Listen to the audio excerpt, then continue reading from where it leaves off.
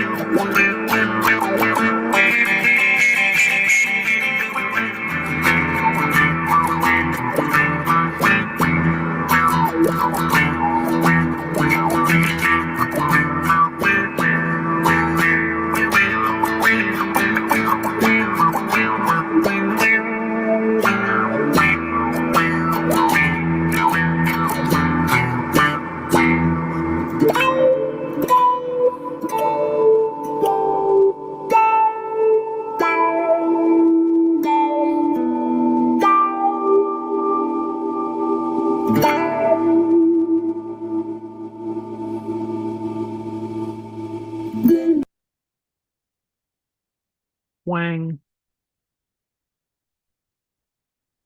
Om Mane Padme Om. Welcome to the After Hour Show. This is Joe in Norway. It's chanting. In Norway. Good evening, Anne.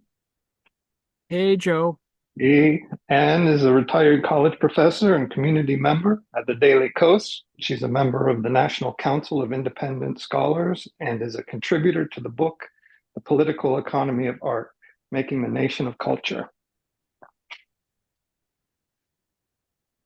Hey, Joe, what's for supper? Well, remember last week when I said this is the last time for Kitchen ASMR in Norway? It was the penultimate one. Anyway, yeah. Penultimate, it turns out. I forgot that we have like harvest time still. And we're taking off tomorrow morning, and we'll be on our way eventually to the Far East. But before we get there, I thought I would make an offering this evening of my summer squash. Nice. Blossom. My soul squash-lette. So I planted this in the beginning of June, and this was the biggest one that we got.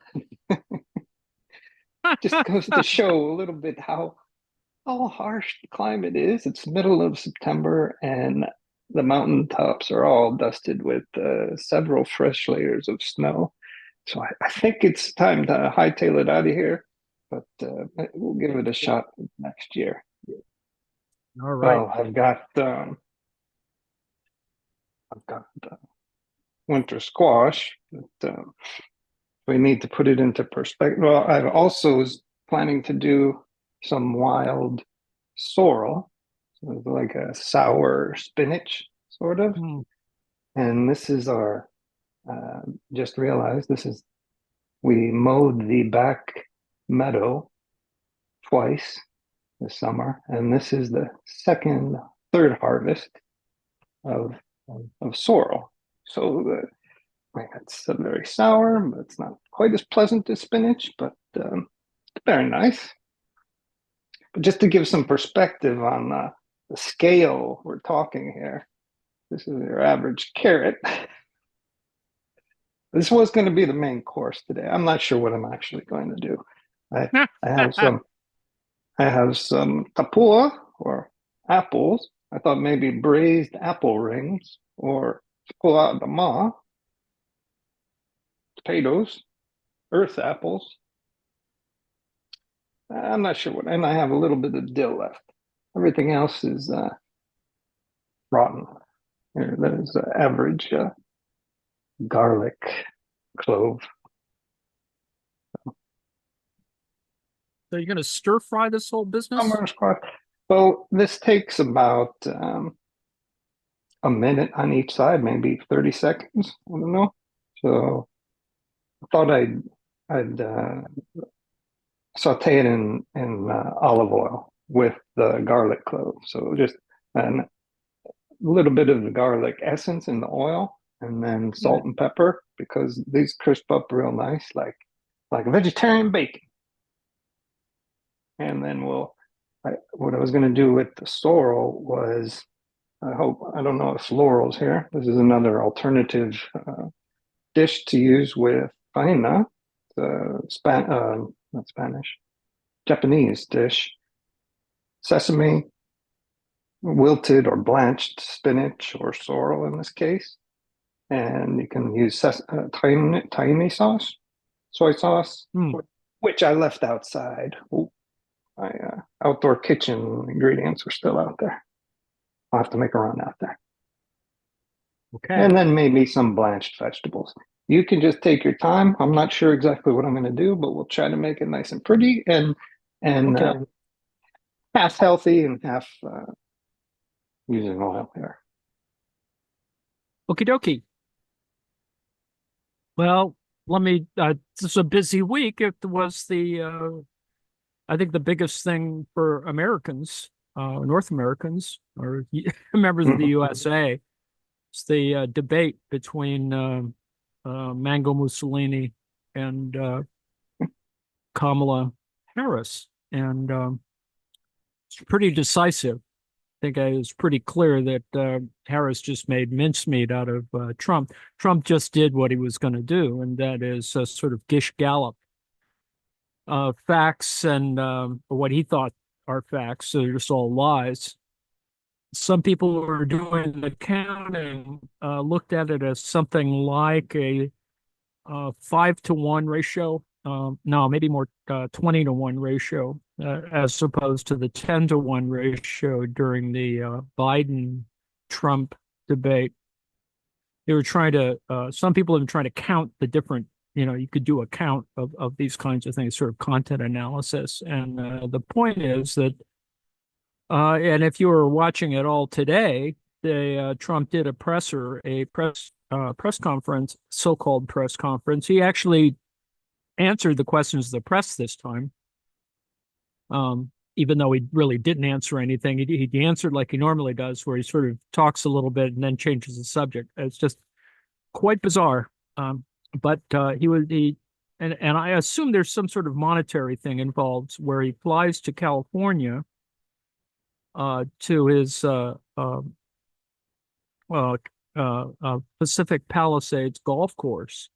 And so he did a press conference from there, but then he's going tonight, I think, to Nevada for some event.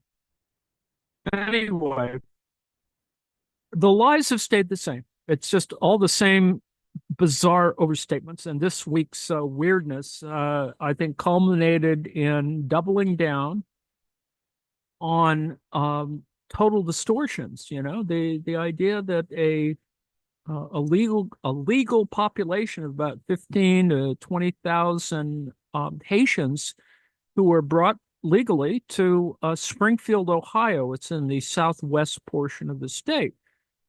They've been happy there, that they're there for work, and the town was happy to have them there. Everyone was, it was all sort of copacetic. Apparently, last year a Haitian driver collided with a school bus, and one child died in the resulting. The bus got knocked over or something. Poor kid died, an 11-year-old, I think, and for some reason they've tried to warp this is the usual kind of disinformation campaign. They've tried to blame. They've sort of confabulated Haitians there with a story by a non-Haitian in Canton, Ohio, which is about on the other side of the state, about 170, 200 miles away, where a crazy person, a non-Haitian, killed and ate her cat. So what they tried to do is to have the cat thing apply to the Haitians for some reason connected to voodoo, which makes little or no sense. particularly since I think that's not really the dominant kind of religious thing for the Haitians who have moved here. But anyway, so it's all kind of warped out of control.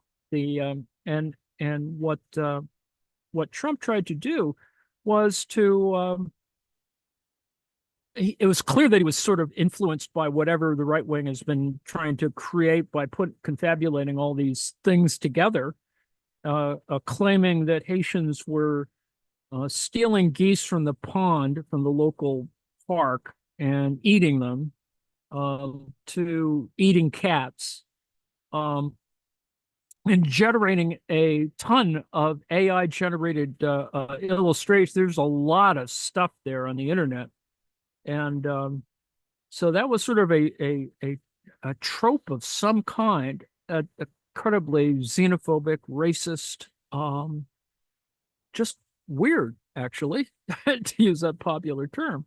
So Trump tries to introduce this in the first stage of the debate, and he's so confused that he doesn't quite get out what he really wants to say. So by the end of the debate, he throws this damn thing in again, claiming that, oh, they're eating people's pets and blah blah blah, and it just it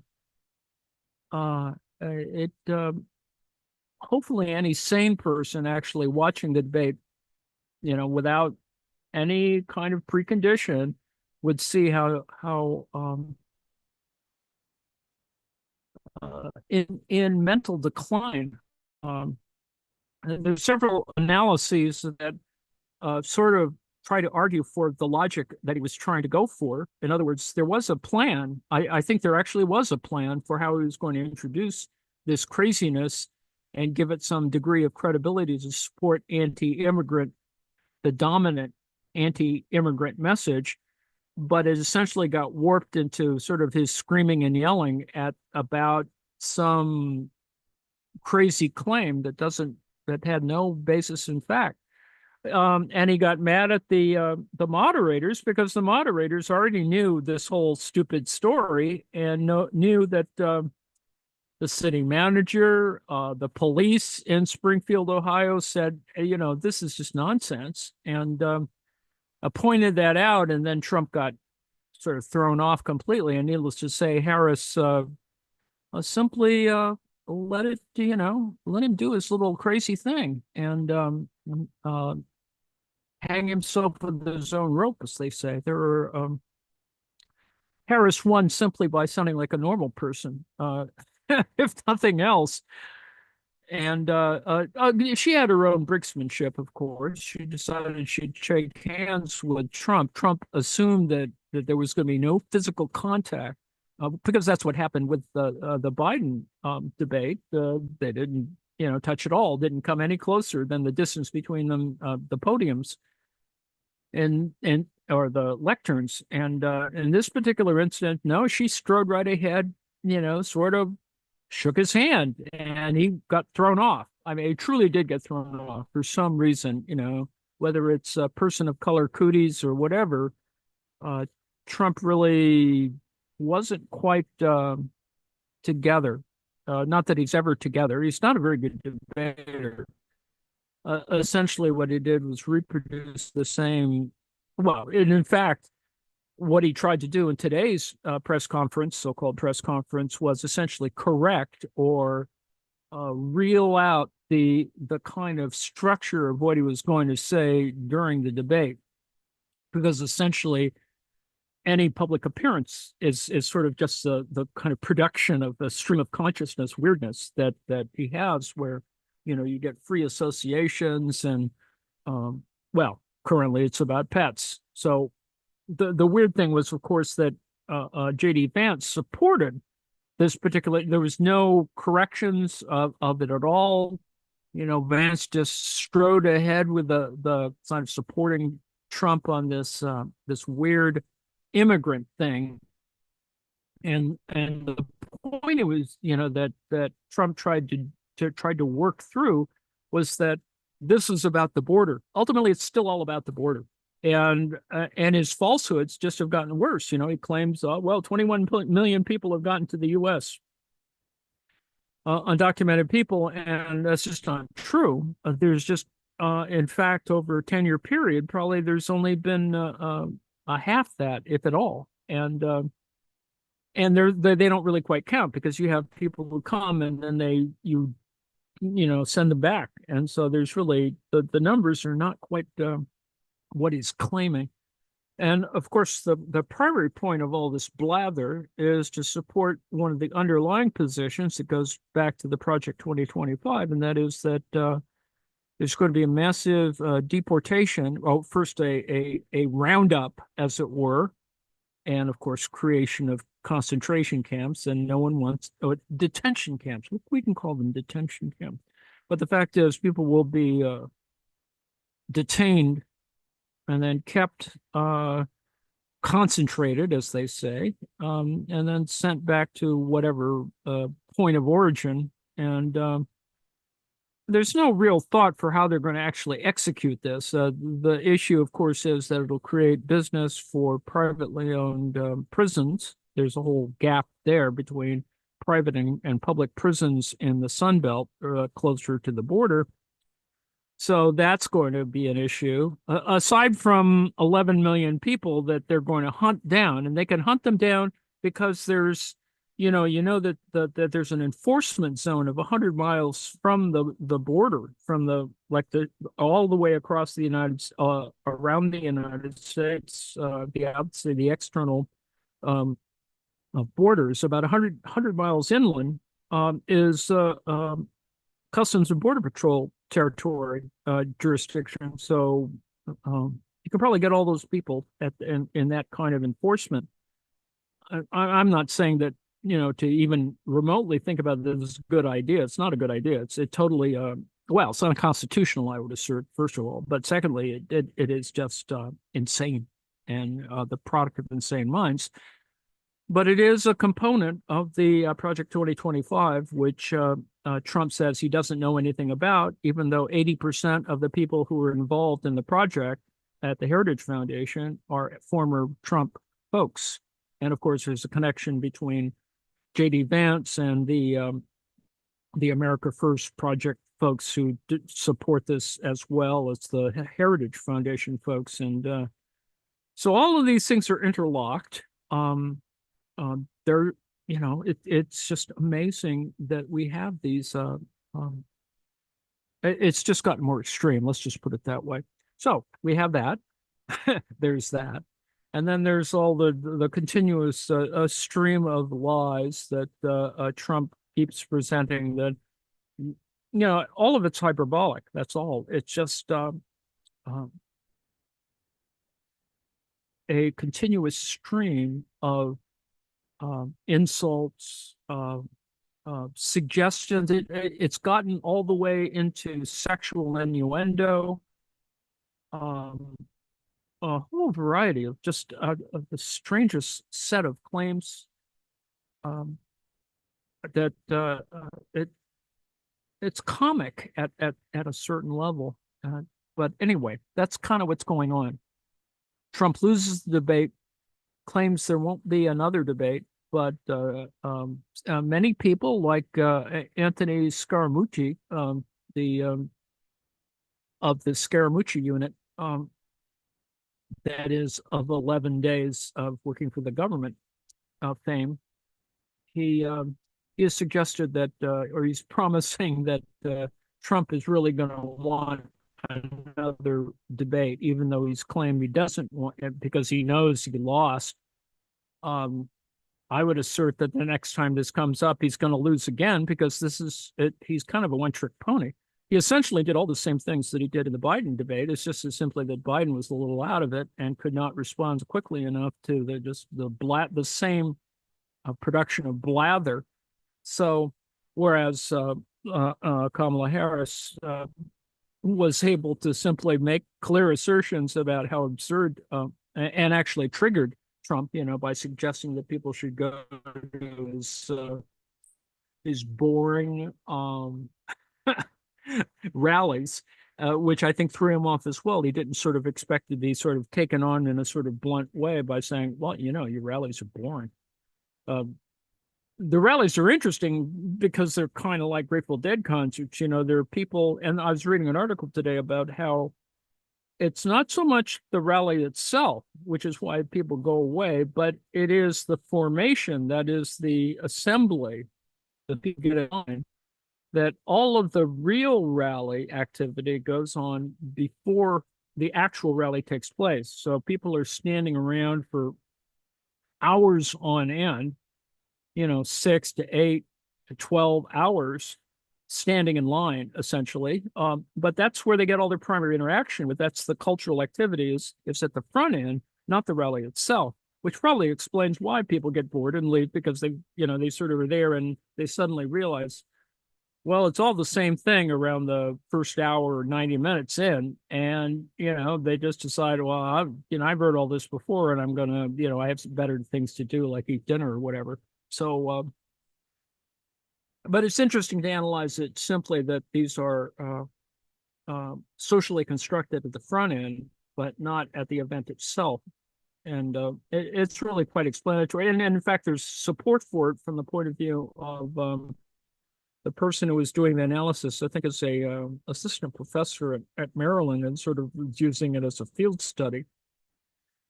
Is commenting on how successful, at least from sort of a data sort of point of view, she discovered that people made most of their money at during this front period. That is, the people who are vendors who go to this thing, and it's no different in that sense than also a Dead concert. So that's the deal. Is that olive oil, Joe? I don't know if Joe's listening. That is the dregs of our sesame oil, toasted sesame oil. Ah, cool. Yum. So I blanched the sorrel size of a golf ball. We're just doing a tasting menu tonight. I'm about to make the tahini sauce for it. Many amuse-bouche. have toasted sesame oil, some MSG, some tahini, soy sauce, and sorrel. Okie doke. Anyway, that's your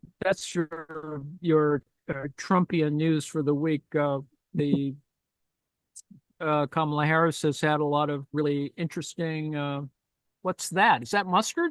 That is tahini. Oh, mayonnaise. No. Oh, Tahini tahini. paste All right. from Right. Syria. This is an excellent brand. Not that we're doing product placements or anything, but Aldura has some high quality tahina that's raw, not roasted.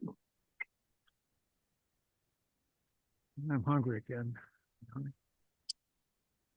We're going to Turkey for the next couple months, so they have a lot of toasted sesame, so I'm going to newly experience how they use tahini.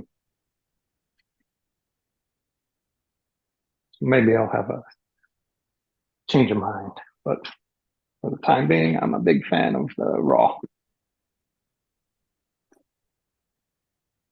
That's what I miss doing a lot. Vegan fish sauce, maybe get rid of that. There we go. Yum, yum.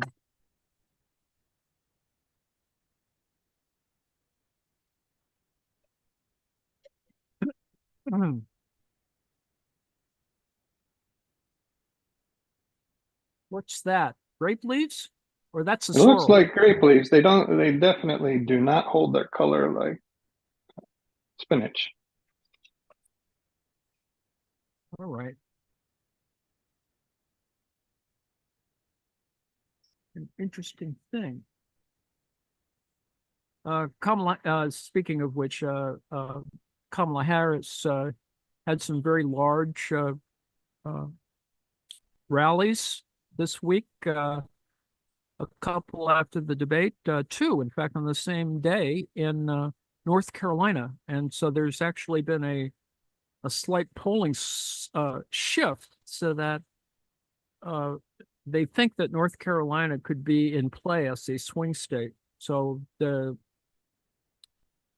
without getting too tied up in the combinations of which swing states are important, it's fairly clear that if Harris can win Wisconsin, Michigan, and Pennsylvania, pretty much the deal is done.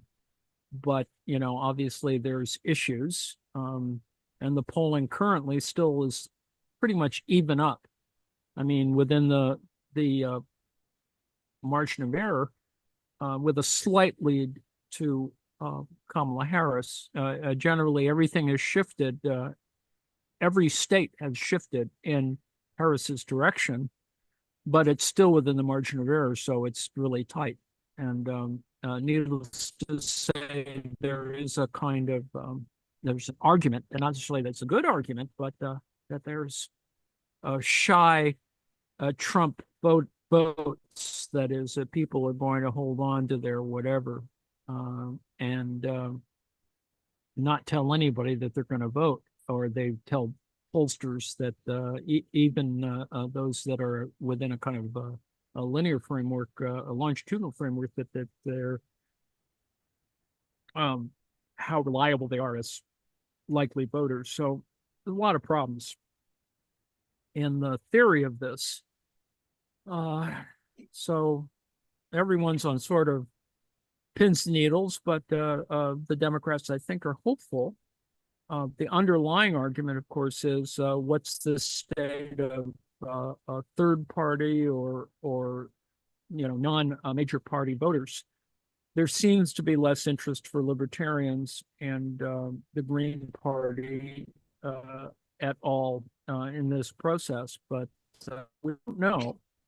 Recalling, of course, that that it sadly, there's a kind of argument for the Green Party as being spoilers again in the 2016 mode, but that's hard to say. I think that the data doesn't quite support that. But things can change. We're 53 days away from the election, so that's enough of I suppose American stuff that I can yammer about right now.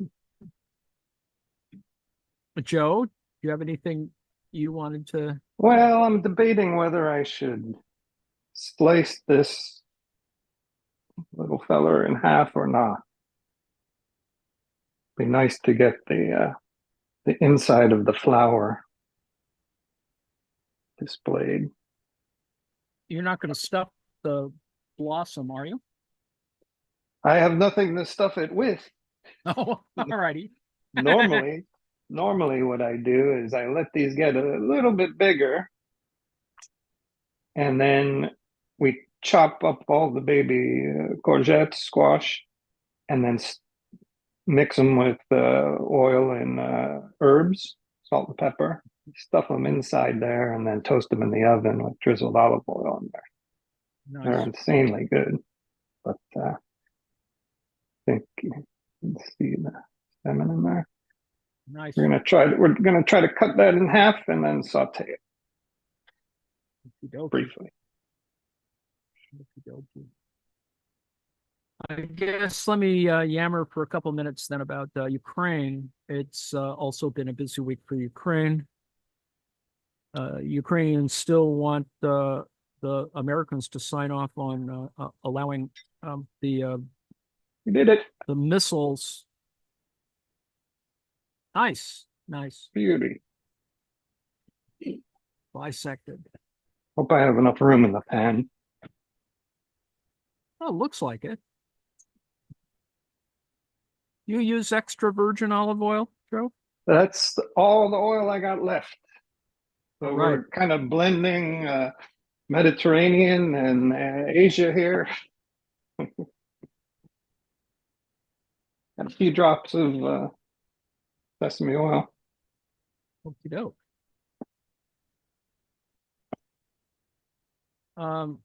Ukrainians want the go-ahead to fire missiles much further into Russia, which may or may not be a good thing.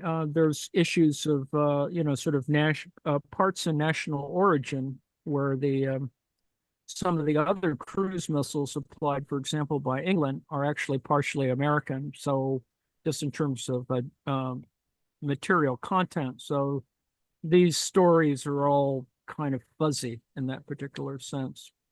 The fact of the matter is, more equipment has been transferred to Ukraine in the past weeks.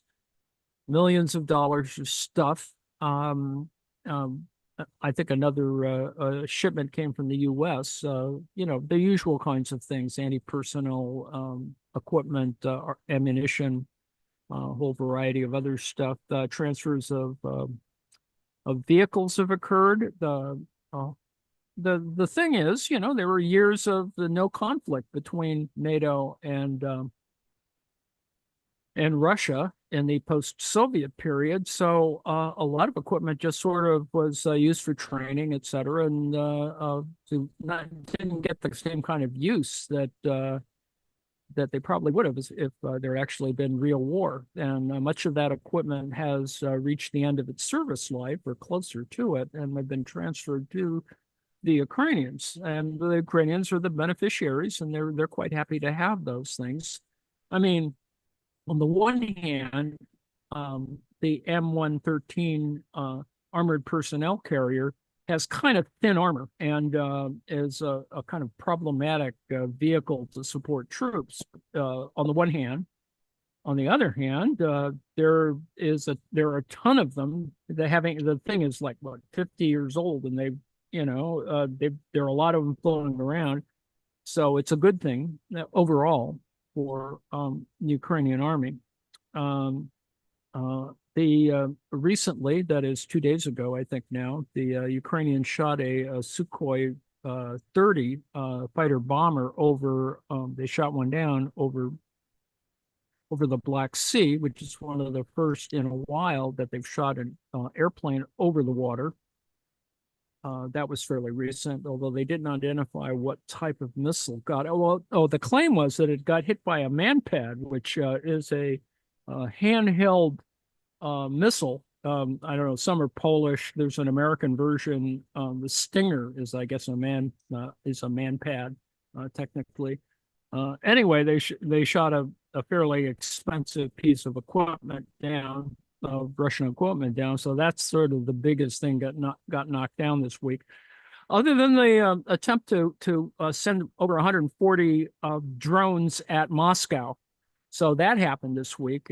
There was the Russians claim they shot them all down, but there was a couple of fires at airports peripheral to Moscow. So the regular populace, I think, is aware that the Ukrainians have sort of, are sending stuff over there, ordnance of one kind or another. People are getting hurt by the debris from the shoot downs. So then there's a lot of electronic warfare that is sort of altering the path of some of these drones. So they've been hitting civilian buildings only because they've been diverted from their targets. So that's, but there's the same thing has happened with Kyiv this week. They've been trying to shoot a lot of, the Russians have been sending a lot of ordnance at Kyiv, and unfortunately, people are getting hit. Civilians, that is. So that's happening. The hundreds of things are flying around. That's probably what one hears the most of. Now, on the ground, there's advancement is occurring all across the top and bottom of the contact line. They say that there's less advancement in Kursk, but there's been a slight advancement, and it's really unclear how that's going. There's not a lot of good reporting. I mean, there's some reporting, and there's a lot being done on the Telegram channel, but the reality is that the truth of it is just not very clear. But the casualty levels are the same. Equipment downing is about the same. There's been some commentaries about the shadow oil fleet of the Russians, sanctions related to that, so that's going on. There's otherwise it's the usual counterplay of whether there is or isn't going to be a ceasefire. So that's kind of the overall character of this, along with the usual Russians trying to suppress information, trying to convince people that it's still a special military operation rather than an invasion, and trying to blame NATO for the incursion in Kursk, which is, I think the Ukrainians have been very scrupulous about using Ukrainian equipment to invade Russia. So it's not a, you can't brand it as a NATO thing, and that's been the underlying story, and the one that has all those little complaints by various parties on who exactly is doing what to whom across the border. There was some other long range attacks. The longest one now is 1,200 kilometers into Russia. They've been flying a variety of drones. The latest one, there was video of the one of the drones that hit something around Moscow, and it was one of those Turkish drones, that long range drones that have been in the Ukrainian inventory. That's a nice arrangement, Joe. Yeah, I'm not quite happy with it. It's too symmetrical. Let's see if we can do something a little more. Put a little asymmetry in there. Hmm. Oh, let's see. You just got to alter the spatial logic of the plate. The problem, of course, is that it's a circular plate, needless to say.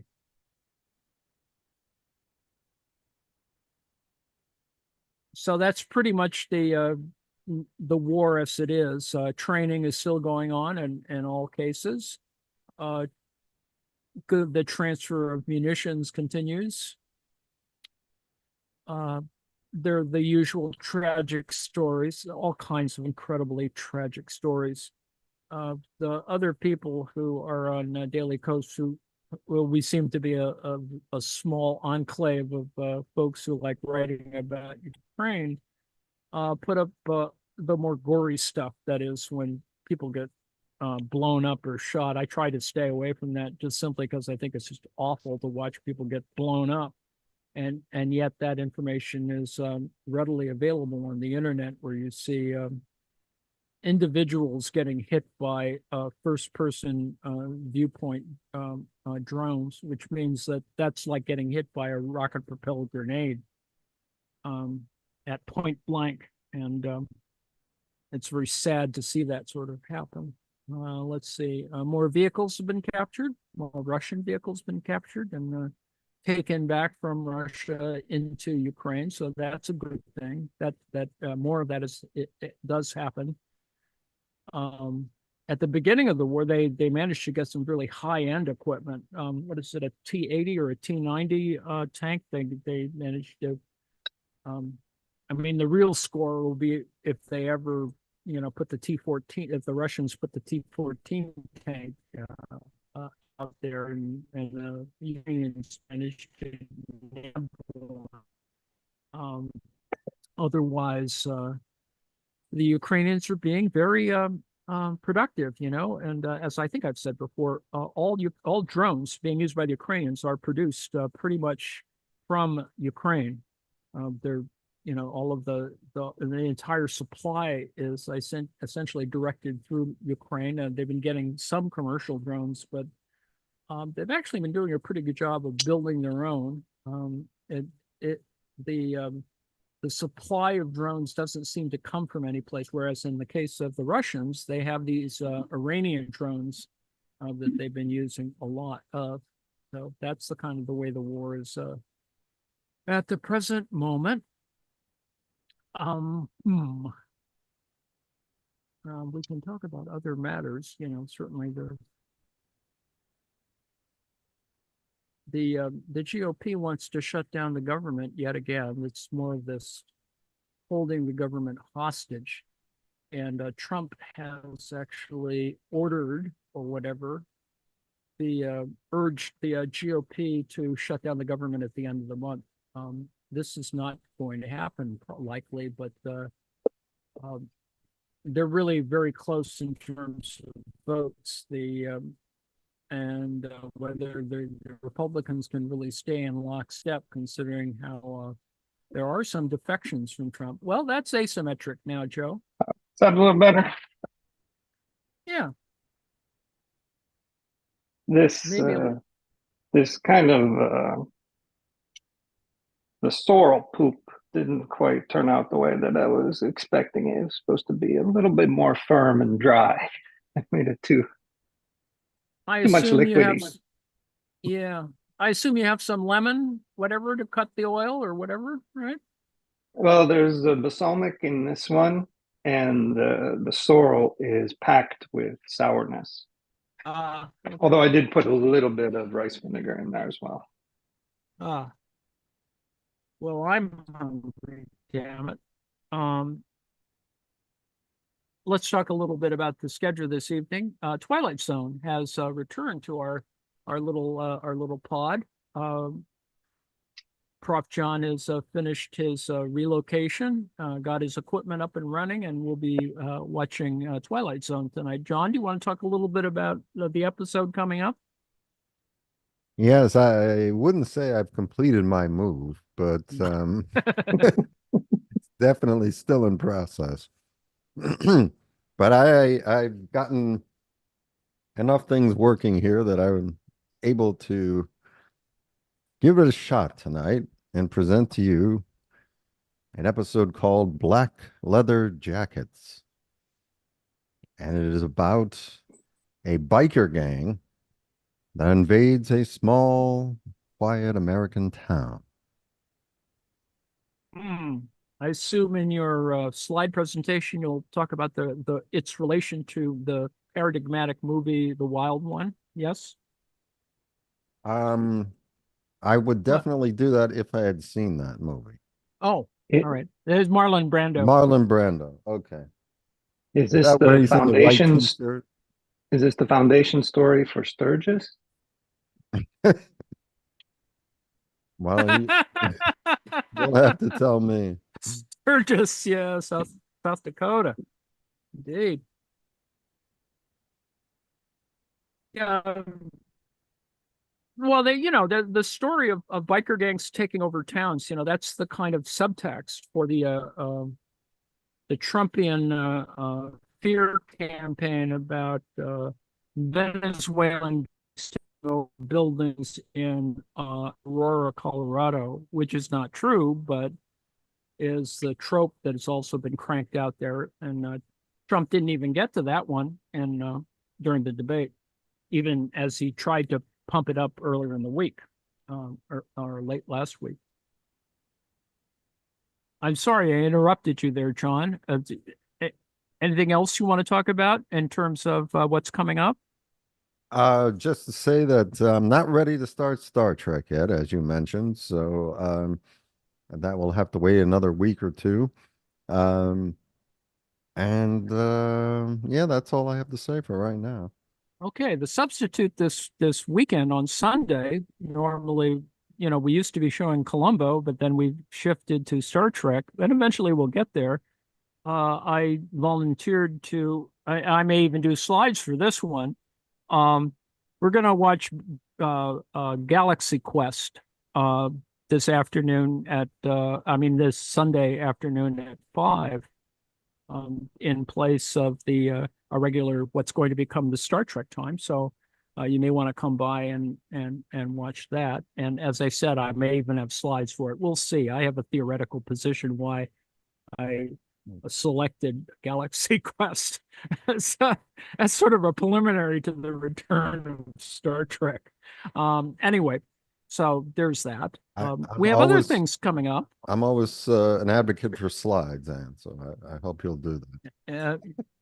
Yeah, I'll do a little gig there. I'm going to talk about parody as metacriticism, and I won't attempt not to bore anyone with it. And I'll probably try and do a little analysis of how appropriate or inappropriate it is to have Sigourney Weaver and Tim Allen in this particular as acting in this particular piece. So that's my little thing on that. Haven't quite decided what we're going to do tomorrow for Weekly Marks, which is at 3 o'clock. I think we're going to have a writing thing before that, perhaps. I'm not sure what else is coming on this weekend. We had a couple of things that we were planning, and I'm not sure whether they're coming up. If anyone wants to enlighten us on that, that would be fine. So those are the kinds of things that are coming up. Y'all should come by and see the things that we're working on. Every weekday at 5 is Dis and Dat information. Today we've been going through this week, in fact, the multiple chapters of Michael Hudson's book on sort of the parasitism of the capitalist economy, which may or may not be fun, but it's actually very well, I think it's informative. It's really important to sort of understand, how some things that are very technical or that can be technical actually, cause a lot of trouble in personal lives. That is, for example, compound interest causes trouble. It's a good thing on the one hand. On the other hand, it can cause trouble. And on Sunday, I think we're still doing a class unity at 3:00. We've been participating with the class unity subgroup, which has separated itself from the Democratic Socialists of America. We have a couple other things parallel coming up, and I'll just mention them because they're happening, not that we're necessarily participating in them. Next week, there'll probably be a session, probably for Weekly Marks, regarding the study of Karl Marx's Capital Volume 2 with Andy Higginbottom, and that'll probably come up as well. The Marxist Educational Project is just starting, I think, in a week or so, their study of Marx's Capital Volume 2. So you may find that interesting. MEP doing that little study group. We're not necessarily going to overlap it, partially because, a lot of folks we've actually gone through Volume 2 on the one hand, and we don't sort of want to get ourselves oversubscribed, considering that once every 3 or 4 weeks, we're looking at Andy Higginbottom's approach to Volume 2, which is a new lecture set. And ultimately, we're going to get to Volume 3 one way or the other. And so that's coming up. We're getting close to probably the end here. Joe? Yeah, so I'll just go over what I made again. Okay.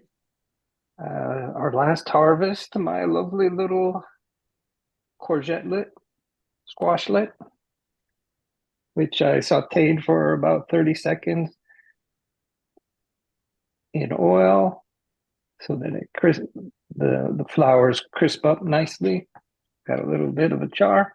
I braised these slabs of carrot with apple rings in balsamic.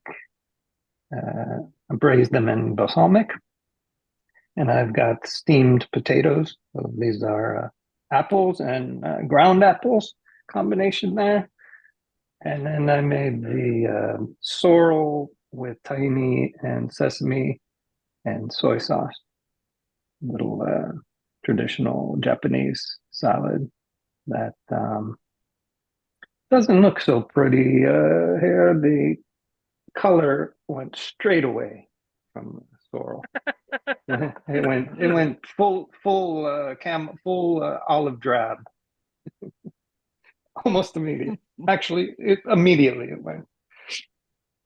And I got to work on my presentation. It's been years since I've been in a restaurant, so my presentation is a little bit rusty. I maybe didn't need all that oil. Oh well. Well, actually, having worked with food stylists, you don't even want to have that conversation, since many non-edible things are used to spruce up food images. Food Elmer's style. glue suspensions. All kinds of ground glass, all kinds of stuff. Lovely. Things that aren't quite edible wind up being in food styling. Well, I believe that's it. That's it. If no one else has any questions, I believe are. We'll try and do I better agree. next week, aside from my copying that phrase from Tony Kornheiser. We'll try and do better next week. Bye. Bye.